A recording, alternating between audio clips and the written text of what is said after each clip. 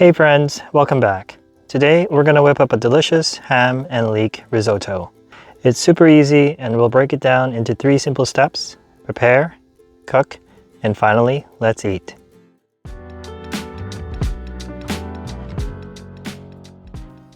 First up, let's grate up a cup of Parmesan cheese. Can't have risotto without that cheesy goodness, right? Next, I'm taking 2 cloves of garlic.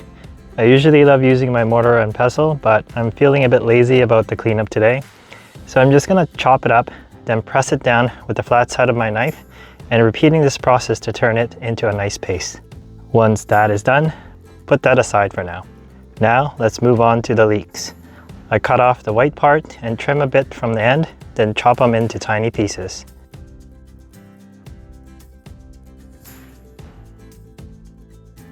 Time to wash. Toss them in a bowl of cold water, give them a nice rinse, then strain it with a strainer. And we're good to go.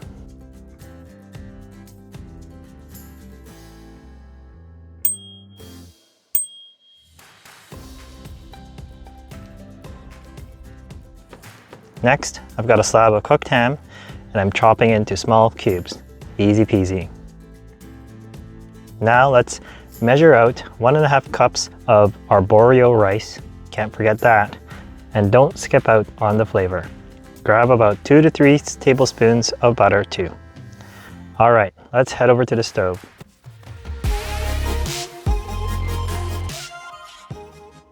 Heat up a pot of 2 tablespoons of olive oil and 1 tablespoon of butter over medium heat. Once that pot is nice and hot, throw in the leeks and season them with a sprinkle of salt. If you're feeling it, add another tablespoon of butter. Let those beauties pan fry for about 2 to 3 minutes. Now it's time for the cubed ham. Toss that in and fry it up for another 2 to 3 minutes.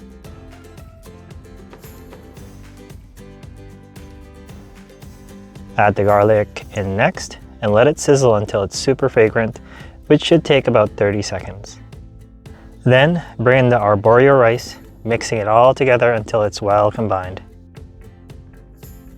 Once that's looking good, pour in 4 cups of chicken stock. This is not the traditional way of cooking risotto, where you ladle in the liquid a bit at a time, but this method will give you similar results. Give it a nice stir, cover it up, and bring it to a simmer. As soon as it starts to bubble, turn the heat down to medium-low and let it simmer for about 10 minutes. After 10 minutes, uncover and gently fold the rice with care to prevent squashing the grains.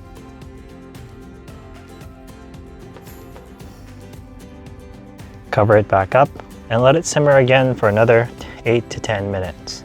When the liquid's all absorbed, go ahead and give it a taste. If it's nice and soft, it's time to fold in that grated Parmesan cheese. Yes, please.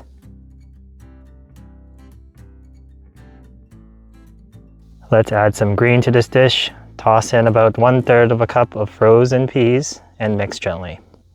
Cover it for another 2 to 3 minutes to let everything marry together nicely.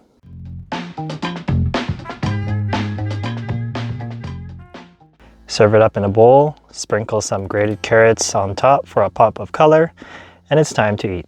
All right, friends, thanks for tuning in. And as always, happy cooking and stay awesome.